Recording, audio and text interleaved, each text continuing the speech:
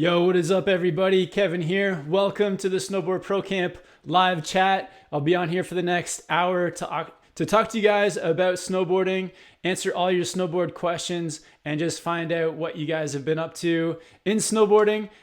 Stoked to be talking to you guys. I'm here in Whistler, BC, Canada. I had the chance to do a hike this past week up into the alpine of one of the mountains here in Whistler, and had a really good time snowboarding. I got my old Libtech Orca up on the mountain and just had a really great time. So stoked to be on here with you guys. Thanks everyone for tuning in. Quick shout out to some people in the comments. We got Stoke Dog 8 tuning in. We got Odd Donut. We got Pavel, Cyper X, L Stacker, Kenny, Boris, Geen, and Lucas. So yeah, thank you guys all for hopping onto the chat. It'd be great to hear where you guys are watching from as well, because I know that we've got people watching from all over the world, over in Europe, here in North America, and then also in Asia, South America, all over the world. And a big shout out to everyone in Europe for staying up late. I know it's late where you guys are. And hope everyone's doing well. Hope everyone's staying safe. And I hope everyone gets a chance to do some snowboarding sooner or later. At the moment, still waiting to see what's happening with international borders and traveling, because I know that snowboarding in Australia, New Zealand, Chile, Argentina is going to be opening shortly in like a few weeks or a month. So it'd be pretty cool to be able to travel to some of those places to actually go snowboarding. But at the moment, all the borders are closed, but we'll see what happens. Another option is to go to, so in North America, if the American border opens, we can go down to Mount Hood to the High Cascade Snowboard Camp in Timberline. They're open at the moment, and possibly over to Austria, to some of the glaciers over there. So lots of options, but just waiting for things to open up.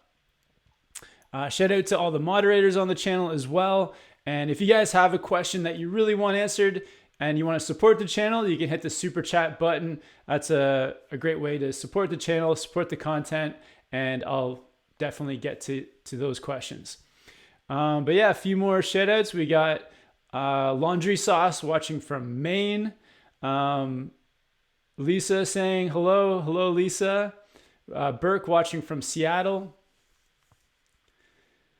Esteban says, what is the first thing you're going to do when you get back to the parks? Awesome, man.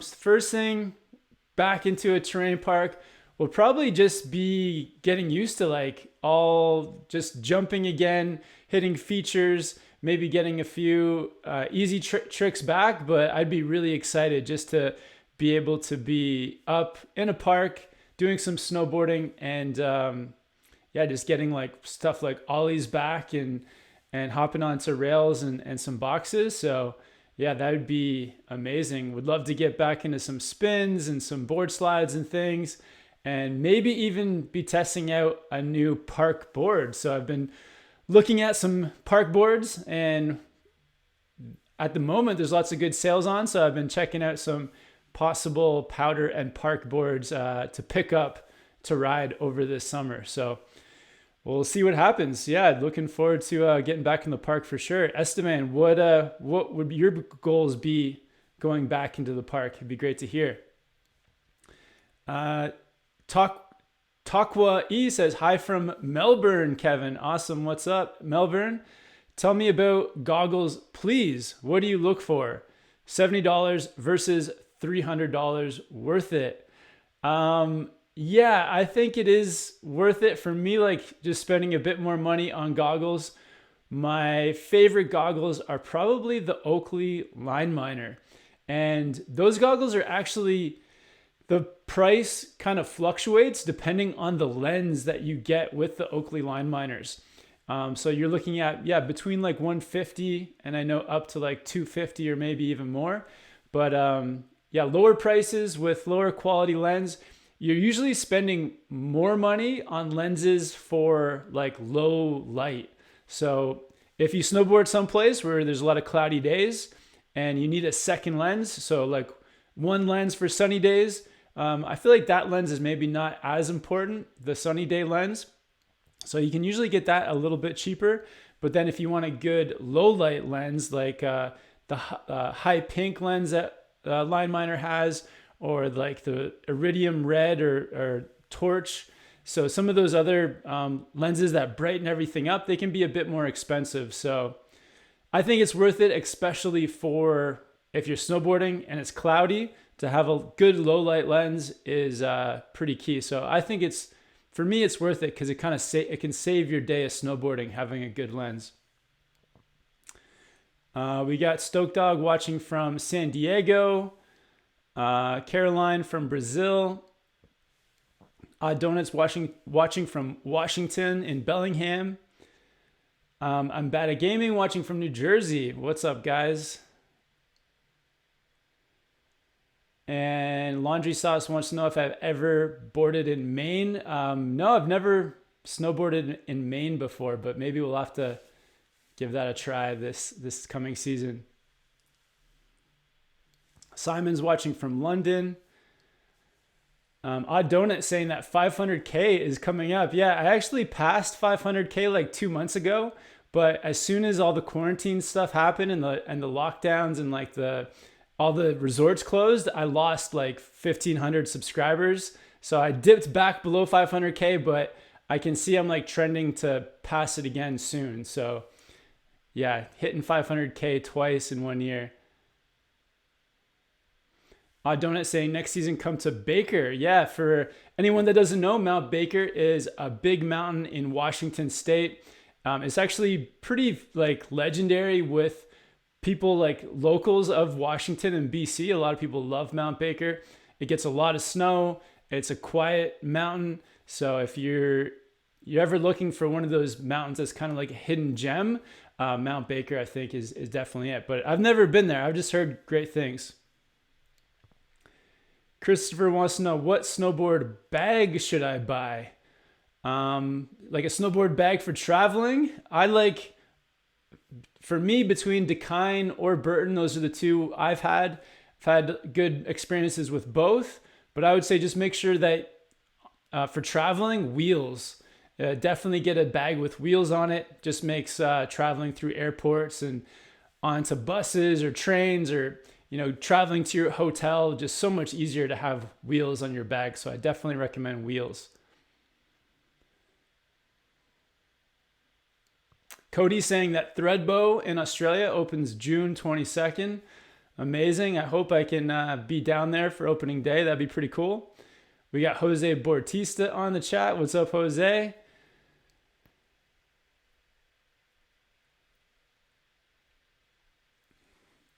Ricky says, what's the board that is left on the screen? So I guess when you're watching it, left is, which way is left?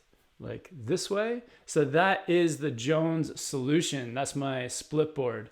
On the other side is the GNU Headspace. So park board and my split powder board.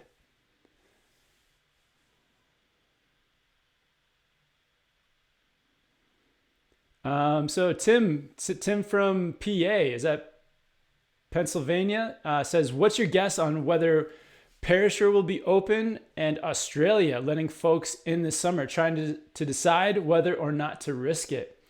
Yeah, like I wouldn't book any trips until it's like you have the green light. So make sure that if you're going to travel somewhere that they're actually going to let you in, because that's a long flight to get turned around and sent home. So yeah, definitely make sure you get the green light to wherever, if the traveling opens, you can check like online and different places to make sure that the borders are open to whatever country you're coming from. So yeah, just, I would definitely double check that. I'm going to do the same. If I'm traveling somewhere, going to make sure that I'm actually going to get in, because like from here it takes, it's like a 13-hour flight to get to someplace like New Zealand or Australia, and then to denied access at the border would be really tough. So make sure they're going to let you in. Tomer is saying, what do you think of the Burton US Open being canceled? Yeah, that sucks. Yeah, a lot of, I think, contests in the next year are being canceled and events. I think it's really too bad, because I feel like those type of events where you're outdoors, everyone is, I think, fairly safe. A lot of people you're wearing gloves, you're wearing face masks, you're on a mountain outdoors with a lot of space. So, but I'm sure they have good reasons to cancel it. So it does suck for all the riders and athletes and coaches and everyone in the snowboard industry that those things are being canceled, but I'm sure they must have good reasons. But yeah, it does suck not being able to watch those contests this year. So hopefully they can make up for it with different types of content. Grant says, Yo Kev, what pure POW board would you recommend for someone who loves the Captain Mercury as their all mountain option? Wow. Okay. So a pure POW, you love the Captain Mercury, but you want a pure POW board. Well, if you love Capita, you can look at some of the spring break boards by Capita. The spring break line goes into that pure powder area, where the Mercury is more of like a do everything type board. So the Mercury is really fun, can definitely do everything, but it's definitely not a pure powder board. So you can look at some of the spring break boards. Maybe check out, you can check out something like the Battalion Surfer if you're open to something that's not Capita. So Battalion Surfer or the Libtech Orca, or even like the Jones Mind Expander. So some other brands, some other options for you. But yeah, take a look at some of the Capita POW boards, or Capita spring break POW boards too. And then within Capita, there is the Kazoo snowboard, which I think is maybe more powder oriented than the Mercury, but it's still not like a pure powder board. It's just like powder leaning. So yeah, check out some of those. All right. Quick shout out to everyone for watching too. If you guys haven't yet, subscribe to the Snowboard Pro Camp channel and hit the bell beside the subscribe button, and you'll get notified every time I do one of these live chats. But yeah, thank you guys all for tuning in. Tomer says, do you have an opinion on the Union Flight Pros? Yeah, so the Union Flight Pros are like a good entry-level binding. So if you like something that's, if you're beginner, intermediate, or if you like riding in the terrain park and you want a softer binding, then I think the Union Flight Pros are good. A lot of bindings that are like really low in price, they're going to be more flexible. The materials are just going to be like not as like sturdy and beefy. So you're going to get a softer binding. So if you're a beginner, intermediate rider, or if you like a really soft park binding, then I think there could be good bindings for you. So yeah, that's where the Union Flight Pros kind of land. Kaz saying Threadboat and Charlotte Pass announcing June 22nd. Perisher expected to announce today. Oh, crazy. Yeah, and I've heard that they're possibly not going to be allowing international travelers to visit Australia and New Zealand. So that would be a real bummer for the rest of the world not being able to visit and snowboard, but we'll see what happens. Lucas saying, just got my new Libtech Skate Banana this morning. What are some safe surfaces to practice presses on? Nice, man. Awesome.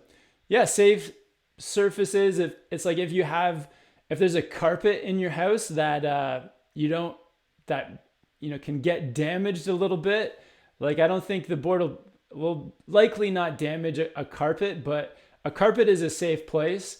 But yeah, I wouldn't do it someplace where you're worried about this. I would do it on like an old carpet. An old carpet should be fine. Nothing that's like too hard. No like really hard surfaces. when I used to do some jib training myself on my snowboard, I would do it. I would like lay out like a yoga mat in the grass. So if you have like a grassed area, and if you have, you know, like some kind of mat you can lay down, or a couple mats, that's like a good spot to do it too. So yeah, places like that, some kind of soft-ish surface, that should be good. Takwa E says, love you, Kevin. Another question. The Orca review I read are really good. I started boarding last year on the Skate Banana. Would the Orca be a good second board? Thinking of a Japan trip soon. Yeah, definitely. I would say that if you're interested in going someplace like Japan and you're passionate about powder snowboarding, then a more powder specific board is definitely a great second board for you. So something like the Orca is a good choice. But yeah, the Skate Banana is a great sort of resort board that you can ride inside the resort, and you can take it into the park. So that's the Skate Banana is a kind of a great do everything board inside the resort, but then a board like the Orca is a board that you can take into the trees, into the powder, alpine, things like that.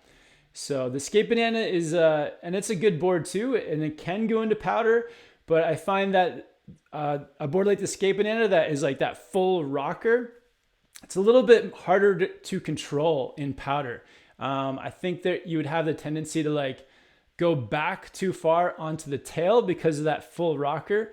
And I've seen it happen to friends of mine where with a full rocker board, you just don't have as much stability as something like the Orca has, because the Orca has camber under the feet, rocker in between, and rocker towards the tips. So there's like a mix of playfulness and stability in that board.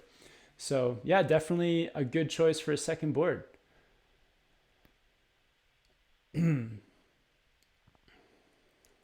Tomer says, have you ever tried to use your Splitboard when it's split? Does the mountain? I refuse to call this skiing. I don't quite understand your question, but I have tried Splitboarding, and yeah, it's really fun. When the powder's good and you have a long place, if you're walking someplace, to have a Splitboard is amazing, because it means that you don't have to carry your snowboard on your back. You can split it in half, put it on your feet, and walk to where you want to go. And then when you get to your destination, you can put your board back together and ride it down. So it's an amazing solution to long hikes in snowboarding. Lego Larry says, what are some beginner boards, all mountain, that are good balance of price and quality, especially someone who wants to keep using it once they go up in skill?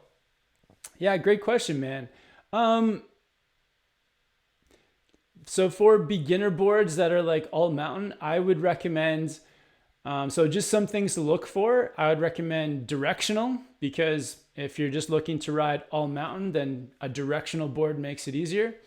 I would also check out boards that have rocker towards the tips. So with rocker towards the tips of the board, it just makes it turn a little bit quicker than a full camber board. So look for boards with that combination of camber and rocker. So that's like a good beginner style board, but then the camber side of it helps you to take it into intermediate and beyond. So a lot of all mountain boards do fit that criteria of having a bit of both. So yeah, check out some of the Burton boards, maybe something like a Burton Custom.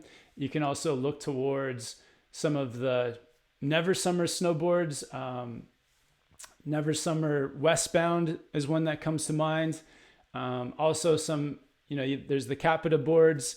Honestly, every brand is starting to get into that mix of camber and rocker. So there's lots of boards out there. I could just keep naming boards, but yeah, it's better to look for those specific qualities of directional, a mix of camber and rocker, and yeah, not sort of that midway price point too, because when you're beginner intermediate, you're not going to use a lot of the high-end tech. So start with a board that's in the middle range of the price point. David wants to know, hey Kev, do you like any other Jones snowboards? I do, yeah. A lot of the Jones boards out there I'm really impressed with. The Jones Storm Chaser, really fun, kind of surf inspired powder board. Also the Jones Mind Expander, which I know a lot of people, I saw a ton of people riding the Jones Mind Expander in Japan. I think I've ridden it once. I can't remember, but I'm actually looking at possibly getting the Jones Ultra Mind Expander for next season. So we're going to see what happens with that. But another board that is very kind of surf inspired and allows you to make quick turns through the powder, through trees, and those are really fun designed boards. So yeah, some fun Jones boards out there. And then the Jones Solution, my split board, is a great one as well.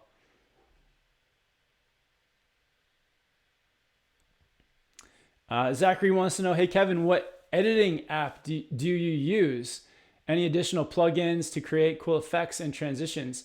No, I keep it pretty basic, but I use Adobe Premiere Pro CC, and I think it's a really good program for editing. And once you learn the basics of that program, you can edit like pretty much anything. So I've pretty much only got the basics down.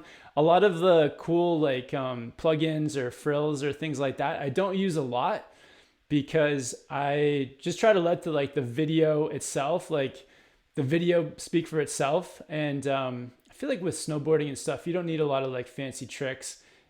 Just learn the basics, and there's tutorials online for learning Adobe. So check those out as well. Oh, Takwa wants to know, can you ski down the mountain on your split board? That's a good question. I actually do have like an adapter that I can like keep my split board in ski mode if I wanted to. So it is possible, but I've never done it. Maybe I'll do that one time for sure. Yeah, I'll give that a try at some point, just riding my split board in ski mode. And Saturday's Farm Stand says, greetings from Texas. I just bought a GNU headspace like yours. Now I need new bindings. Can you talk about quick release bindings, pros and cons, considering GNU cheater bindings? Oh, interesting. So I've never tried GNU cheater bindings, but that's interesting. Quick release bindings, I think you mean like the Burton step-ons.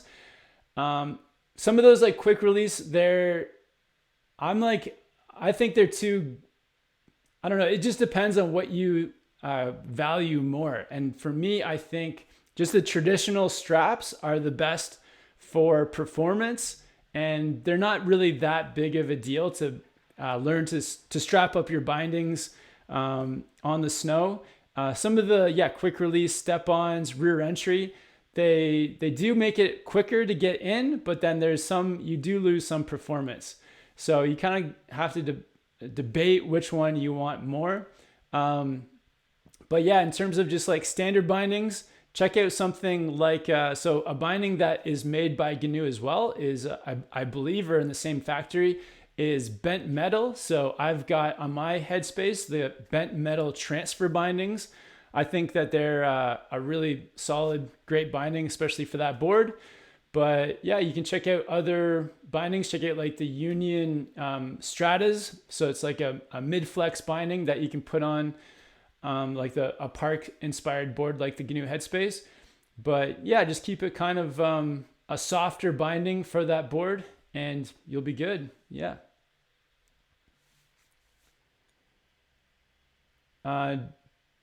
Just That Girl Gray says, I've been snowboarding for 3 years now, and my progress has been good, but not where I want it. How do you get over certain fears and get better at what you are trying to achieve? Thanks. Awesome. Yeah, good question.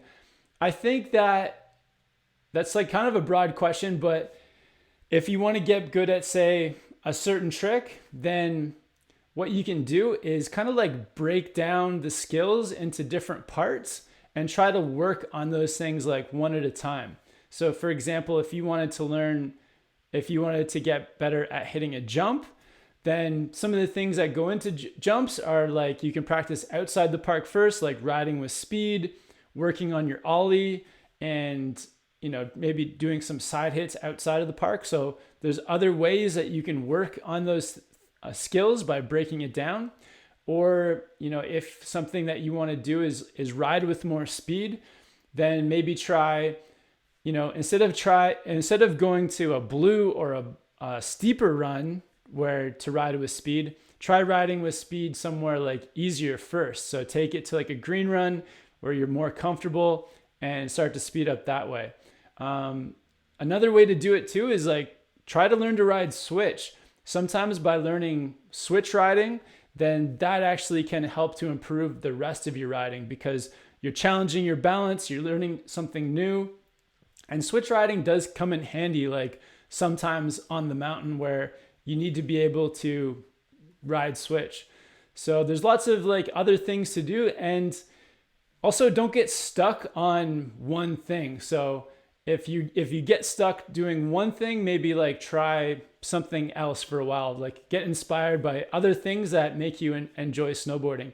So for example, if you wanted to learn like a backside 180 and you just, for whatever reason, you can't learn that backside 180, instead of like just giving up entirely, maybe just try frontside 180s. So you're trying like a different trick, and maybe by learning something else, it makes the thing you originally wanted to learn easier. So lots of different ways to improve. But yeah, another one would be like, say like powder riding.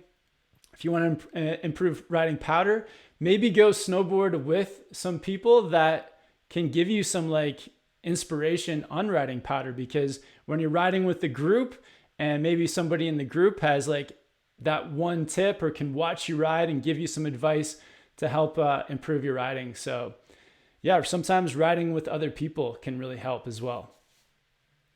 But yeah, good question. I hope you progress in whatever it is you're looking to progress on.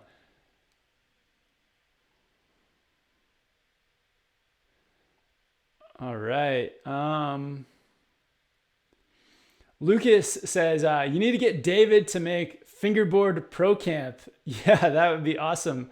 I've never tried fingerboarding, so that would be pretty fun. It'd be super fun to do it with David.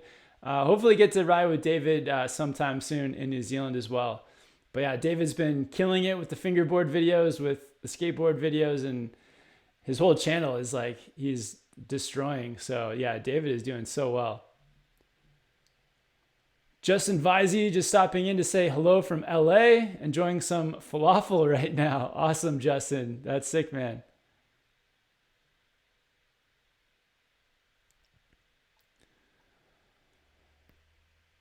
All right. Highland Cow saying, how often should I buy new boots to keep them performing right?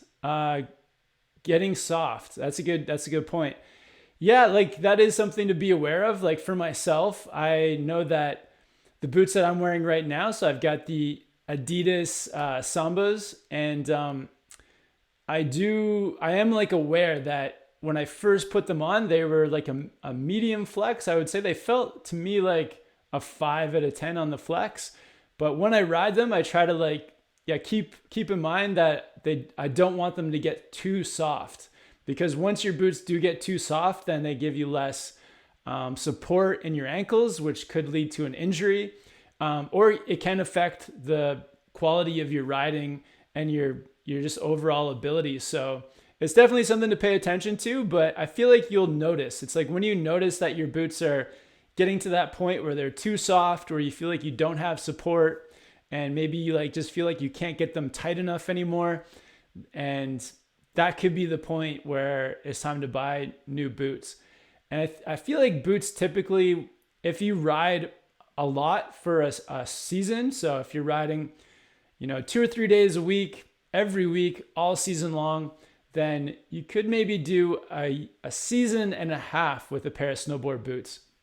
But for me, like typically I'm riding 4 or 5 days a week, every week, all year round. And so I go through about 2 pairs of boots a year. I find that every 6 months, the snowboard boots start to get too soft, and then I need to replace them because, yeah, once they get too soft, I can feel like I'm not getting that ankle support I need, and it's like taking away from the performance that I can put into my snowboard. So yeah, I think you'll just know it. You'll feel it for sure.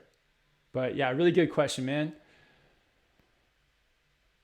Northeast Rider says, what 2021 gear do you have your eyes on? Awesome question. So I've been looking at some of the spring break PAL boards. They look like a lot of fun.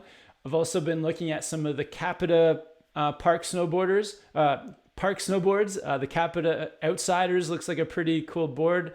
I've been looking at some other Capita boards as well for park, but Jones Ultra Mind Expander, I've been thinking about that.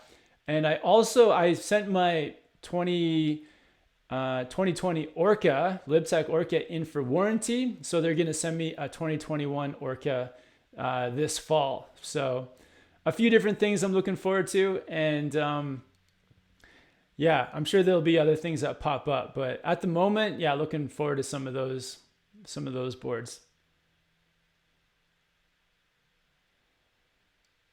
All right. Grant says, this season has been my first full one, and I've felt myself get frustrated trying to learn something new. I would take a break and go blast down my favorite runs.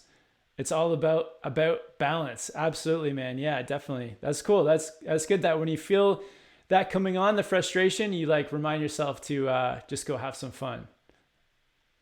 Jonathan says, hello from Ontario. I've been riding for about 12 years now.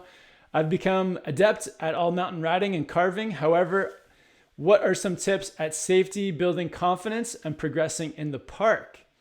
Awesome, man. Yeah, so if you want to progress in the park, there is so many things you can do outside the park first. So working on your ollies, working on nollies, your butter tricks as well. Learn some butters outside the park. Speed control is a huge one because you do need a bit of speed in the terrain park. So working on your turns so that you feel solid on your heel and toe turn, riding with some speed, but controlling it with your edges, and also like a quicker turn style too. So I feel like when you're normally riding the resort, you're kind of, sometimes you can make bigger turns, but when you're approaching for like a box or a rail, you really need like quick, short turns. So being able to practice some quicker, shorter turns outside the park helps. And yeah, like there's also lots of tricks you can practice just on like side banks of runs. So if there's a bank that you can ride up, that's a great place to practice 180s, 360s, sometimes even like hand plants if there's enough of a vertical. But yeah, there's lots of stuff you can do outside the park. So I would practice lots outside, and then make sure you have like all the safety equipment you need too when you first start to go into the park. So I really recommend crash shorts or like impact shorts. They help to protect your tailbone, and like of course a helmet is also a good one too. So yeah, just start slow as well. So sometimes in the park you need to do something over and over again. So get into the terrain park and hit a feature and do the same thing, just like over and over until you start to feel comfortable. And one thing you'll notice is that, for example, on a jump, if you do it over and over again, you'll start to feel your like air awareness start to improve.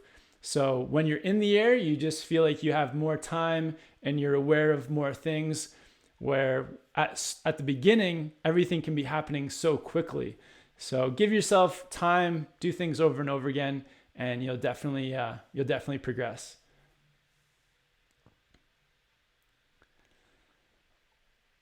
All right. Joe Hayes says, I've always struggled with riding switch. Any tips? Definitely. So there's a few videos on the channel with tips for riding switch. But one thing I would say is to just go back to like a really easy area, like a beginner slope, and start there. And just remember that you can already stop on your toes. You can already stop on your heels. And the only thing that you're adding in is going straight with your back foot. So your new front foot. So that's the only thing you're doing new. And one of the biggest mistakes I think people make are trying to turn switch like too quickly. So actually let it happen slowly and gradually. So that's where if you go someplace like easy and you learn you learn slowly and let the turn come around slowly, then the switch riding can happen quick. You can learn to ride switch fairly quickly. So yeah, take it someplace easy, turn slowly, and just be confident that you already have the skills to stop on your heels and toes. And Joe saying, recently visited Canada for the first time. I'm from the UK. Have you ever rode Sunshine or Lake Louise? I've actually never been to those resorts, but yeah, I would love to get there one day, hopefully this season. But yeah, is that where you visited? Because yeah, I've heard those are pretty amazing spots. And Jose Bortisa coming through with a $10 super chat. Thanks, Jose. Hashtag burrito funds. Awesome. Thank you, Jose. That's awesome, dude. I hope you and Ruby are doing well too. Say hello to Ruby for me. Jonathan saying, aerial awareness is a great point. Yeah, definitely that air awareness is huge. James saying you should come to Kelly Canyon next season. It's awesome. I'll have to look into it. Yeah, where is Kelly Canyon? And Saturday Farm Stand says, shout out to Monarch Mountain Ski Resort in Colorado. Check it out, y'all. And says, hey, TJ, I will meet you there next season. You can be my guest. Awesome. Thank you. Thanks, man. Oh, and Jose linked the Learn Switch video. Thank you, Jose. But yeah, again, thank you guys all for tuning in. If you guys get the chance, hit the like button as well and share this video with any of your friends that snowboard. That would be huge. Tomer wants to know, are you ever going to come back to England? So it's kind of a funny story. I was supposed to be in England right now. So friends of the channel, Yannick and Narav, they live in London. And me and my wife, Jill, were actually supposed to visit them in England like now. So supposed to be in England, and I would probably have found some time to hit up an indoor slope. So yeah, Tomer, we could have maybe been hanging out like right now at the moment if it wasn't for all this COVID stuff. So yeah, unfortunately that trip didn't happen, but I'll be in England at some point in the next couple of years. I'm going to make a trip to England and hit up some of the indoor resorts as well. And both boys saying, how long have I been snowboarding? And you're from Germany. Awesome. So I've been snowboarding for like about 20 years. So quite a while. Highland Cow says, how often do you learn something new when you snowboard? Oh, that's a good question. I don't know. It's hard to say. It's tough to say because snowboarding is that constant battle of, it's like doing anything. It's like when you practice it every day, all your skills like start to like build one on top of the other. But when you take time off, you actually have to go back and then relearn a lot of things. So I would say I learn something new once a month. But yeah, it's difficult because I'm sure that since all this time off from snowboarding, I've probably forgotten how to do a few things. So I'm gonna have to go back and relearn, but maybe one new thing a month. And Joe says, have you got any tips for traveling on a budget? Nice, man. Good question. So yeah, some things that help you with like a snowboard trip is if you do buy one of the season passes that allows you to go to multiple resorts, that can save you a lot of money. So like an Epic Pass or the Icon Pass, that way when you anywhere you go, as long as you're traveling to some place that you have a pass for already, that saves you a lot of money. Because that's probably the biggest expense outside of accommodation when traveling for snowboarding, is having to buy lift tickets everywhere you go. So if you can get one of the season passes that has multiple resorts, that's a huge way to save money.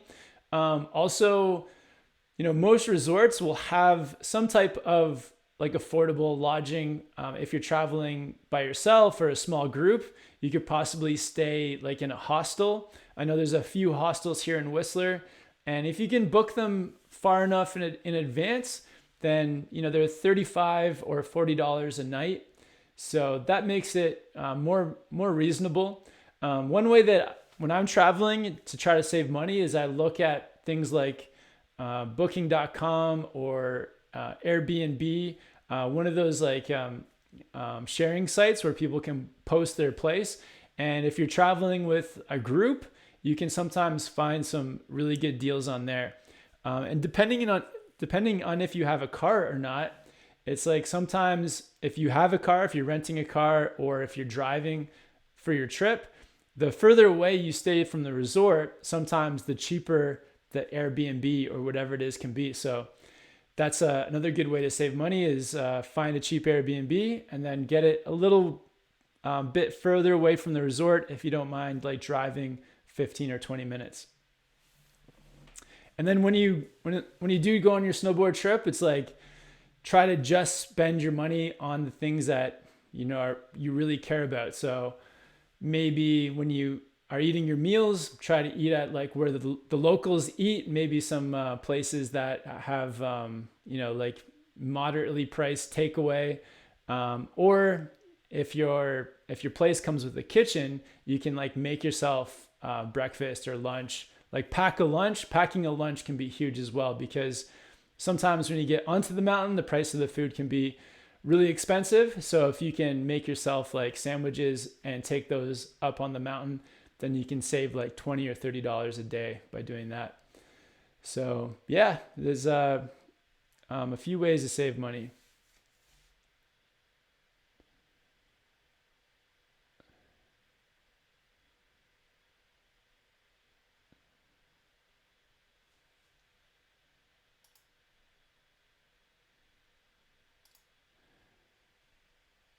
And Justin Visey saying, in terms of traveling on a budget, I totally recommend reward programs. If you are into credit card points and you're responsible financially, it can really help keep costs down.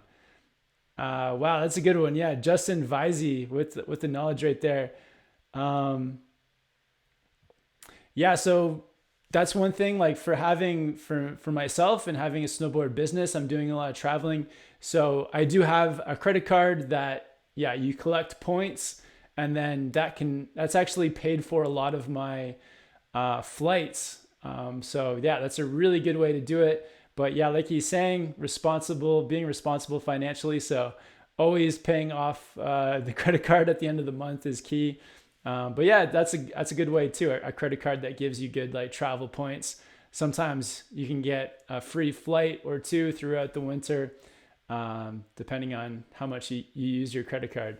So yeah, that's a good one. I think when I did the Japan trip, I actually, my points credit card helped to pay for that flight.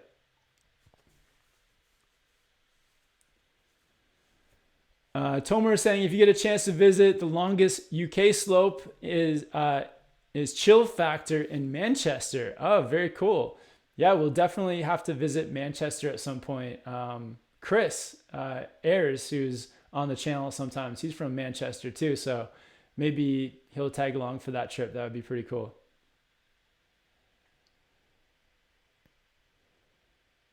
And Jose is saying, yeah, Justin, I hear you. I only paid $700 round trip to Japan. Oh yeah, that's a good price. You must have, so did you use some points to help you out with that? Or was that just like the deal that was on?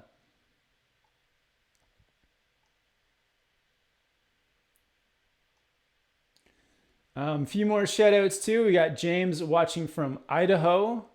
Also Ethan from Idaho as well. Wow, a lot of people from Idaho on here.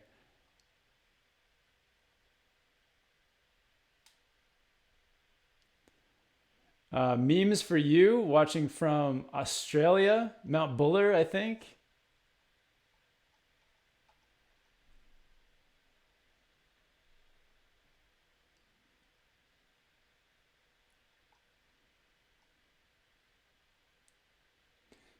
Damien wants to know, Kevin, thoughts on the Nitro Beast? Um, yeah, I haven't ridden that board, but there is a review by TJ on Board Archive on the Nitro Beast. So yeah, maybe check out TJ's channel. I believe that, yeah, the Nitro Beast on Board Archive. But yeah, it looks like a fun park board. I think it's like fairly stiff. So if you're interested in a stiff park board, um, stiff park boards are good for like riding at high speeds. If you like big jumps, if you like big rails, then the Nitro Beast might maybe the board for you. Or if you just like a stiff snowboard, then the Nitro Beast could be a good park board. Stoke Dog 8, what is your dream trick to learn? Nice, man. Yeah, that's a good question. I want to learn a backflip for sure. I think if I had the right, like if I had a jump into powder, then I could just practice the backflip rotation enough to where I could get it on my feet, because I have practiced backflips and all kinds of different flips on trampolines a lot over the years. So I feel really comfortable being upside down in the air, flipping, but it's all about like a good circumstance to learn it on a snowboard. I've tried some on a snowboard and I've kind of gotten like 75% of the way there, but that other 25% to landing it on my feet has eluded me. So hopefully in the next year can get a soft landing, hopefully like a soft powder landing, and try some backflips. That would be cool.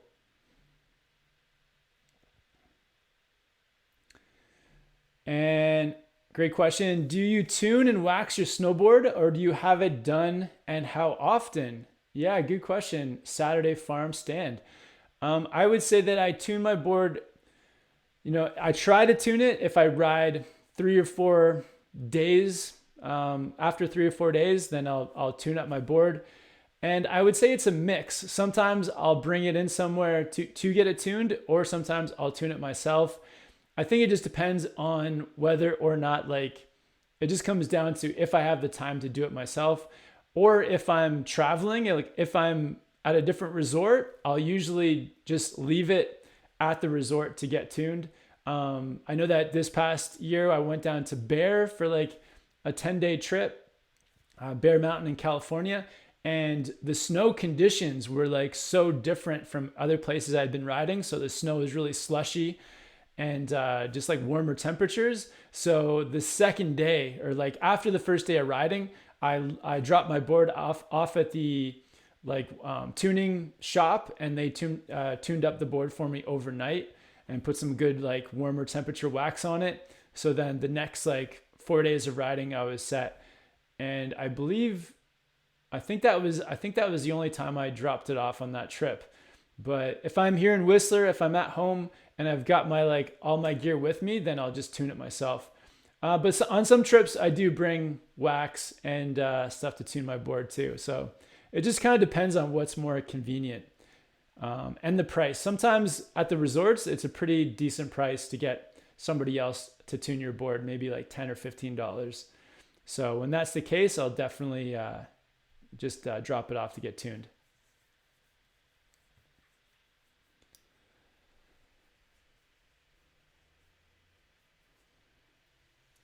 Ooh, we got shout out to Shred1904. What's up, Narav? Thanks for tuning in, man. And Bradley says, are there any other resorts in New Zealand you want to visit? Yeah, there's tons. I feel like there are so many.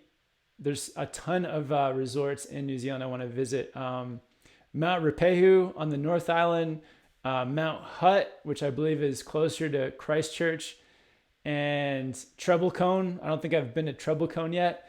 So those are a few, but the place I've been to the most is Cardrona, and I love the park at Cardrona. So yeah, and would like to travel around New Zealand more. I think if I can go back to New Zealand this year, if I can get into the country, I'll probably stay longer and be able to travel a bit more.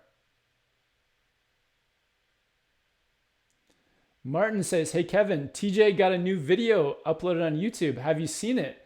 No, that's awesome. Cool. I'll definitely have to check it out right after this. Yeah, cool. Everyone, yeah, TJ Board Archive, new video. Sick. Shred 1904 says, out of 10, how much do we miss shredding? Yeah, it's a 10 for sure. The other day I hiked 5 hours into the mountain to snowboard for like 5 minutes. So that's how much I miss it. Stoked Dog 8 says, I scorpioned and bruised a couple of ribs last time I tried a backflip. Oh, dang. Yeah, sorry to hear that, man. Yeah, try it into some softer landings if you can.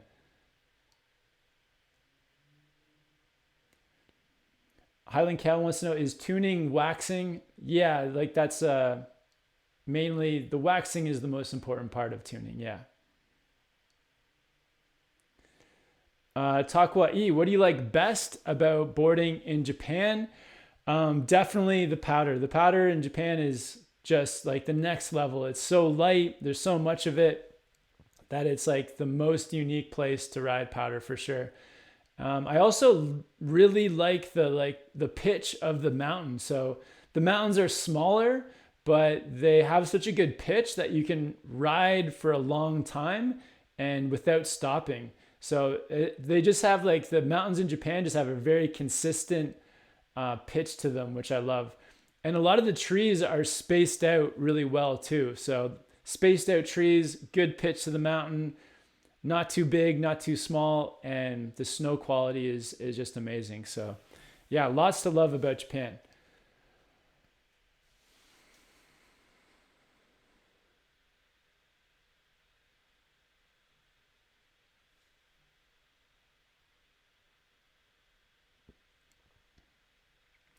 Tomer wants to know, does your penny board have grip tape on it? Because I don't think they come with it.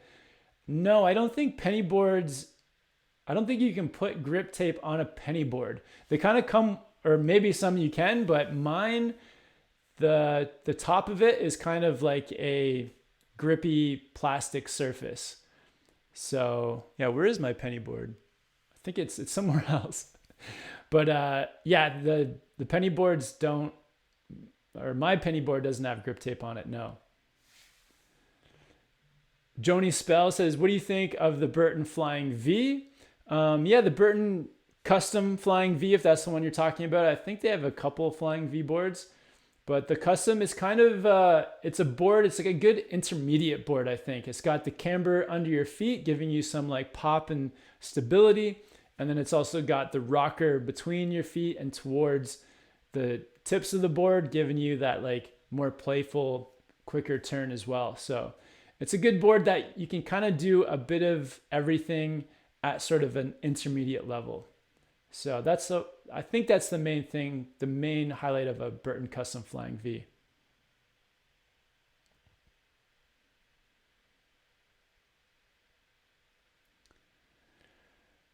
Shred 1904 saying Chile, Argentina, Australia, or New Zealand happening. Anxiety levels keep rising. Yeah, I know, man. I don't know what's going to happen. I don't know if we're going to be able to travel to any of those places this summer. So we may, I feel like the most hope is for Austria at the moment. And I'd be okay with that. If I could spend 2 months in Austria hanging out and snowboarding, that's like a good place to be as well. But yeah, it would be a real bummer if we couldn't go to anywhere in South America. That would really suck. Bradley, how would you compare snowboarding in Canada compared to New Zealand, i.e. snow and resorts?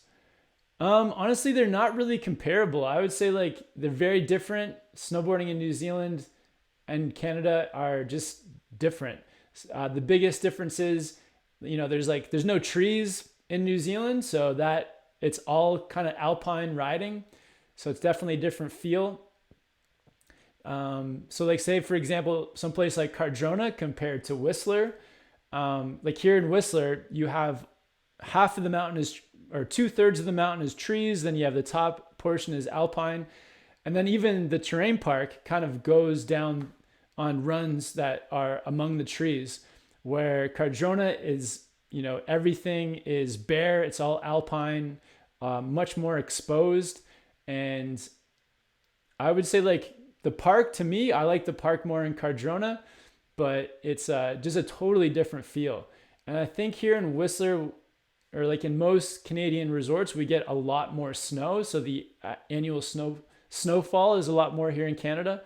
But I think in New Zealand, you guys get less snow, but more sun. So more sunny days. So there's some like trade-off there. And there's less driving here in Canada to say get to your resort, where in New Zealand, you have to drive like up a winding road up the mountain to actually get to where the snow is. So yeah, a lot of differences, very different, but I would say each has their own like good qualities. I love both. So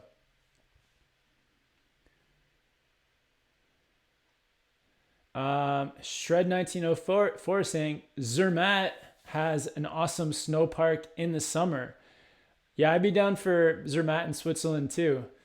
The money is an issue in Switzerland for sure. Everything is so expensive there, but I would definitely, I would bite the bullet to be able to snowboard in Switzerland in the summer. That'd be great.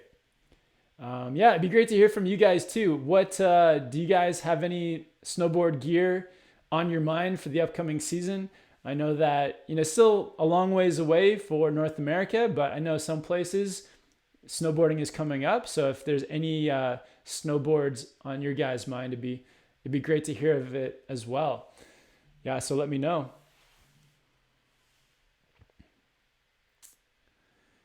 IMRFAB says, where is your top snowboarding destination? Good question. Man, there's so many. Each place has their like very unique qualities about it. But in the last year, my favorite destinations have been Japan, New Zealand, and Chile. Those have been 3 places that I've really loved visiting. So 3 spots that stand out for sure. Also have to give a shout out to the places in Washington, Stevens Pass, and also California, Big Bear. 2 places where the people were so friendly, so nice. So shout outs to those spots as well.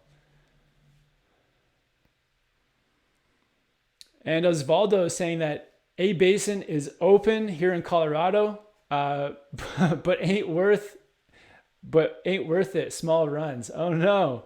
Plus, you got to win the raffle. Yeah, that's a bummer. I'm sorry to hear that it's not worth it, but it is cool that it's open. So A Basin is open here in Colorado, but he says, but ain't worth it. Small runs. I'd go. I'd still go. Or maybe, I guess in Colorado, you could probably, the hiking is probably open back up. So maybe doing like some splitboard adventures, that'd be fun. Tomer saying, in your England video, you had a penny with grip tape on it, but that could have been TJ's maybe. Oh yeah, no, actually, you know what? You're right. I believe that we did put grip tape on our penny boards. Yeah, you're right. So I got those penny boards from a shop here in Whistler called The Circle, and yeah, they put grip tape on it for me. I do remember.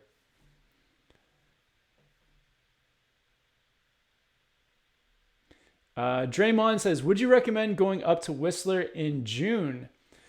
Yeah, it kind of depends on what you like to do. So there's lots of cool hikes here in Whistler.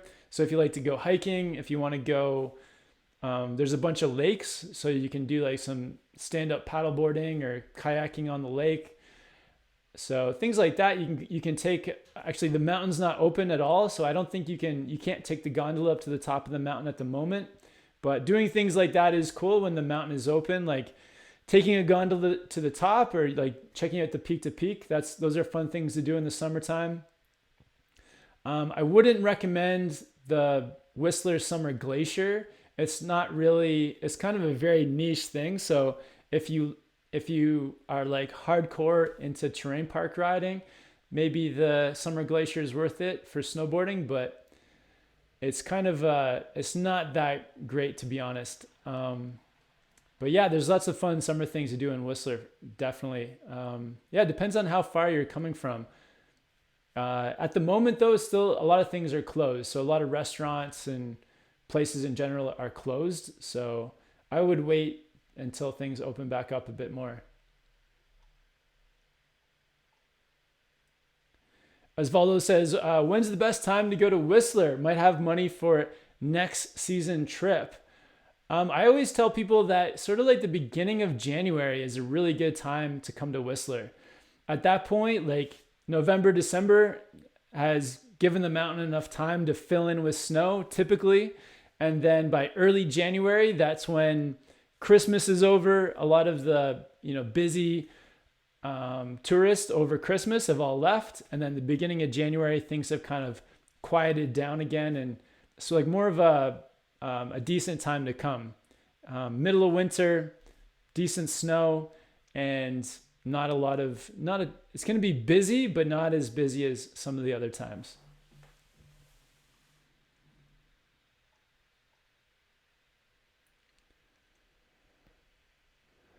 Grandmaster Ash saying, be amazing for a full crew trip to Europe to see your European fans. The POW in Courchevel, French Alps. This year was epic. Awesome. Yeah, that'd be amazing to be able to come down and hang out with some European snowboarders. That'd be amazing. The last time I was in Austria at the Stubai Glacier, met so many cool people from all over Europe, from England, from like Germany, Austria, Switzerland, France, Italy. I remember meeting like a big crew of guys who drove up from Italy who were like so friendly.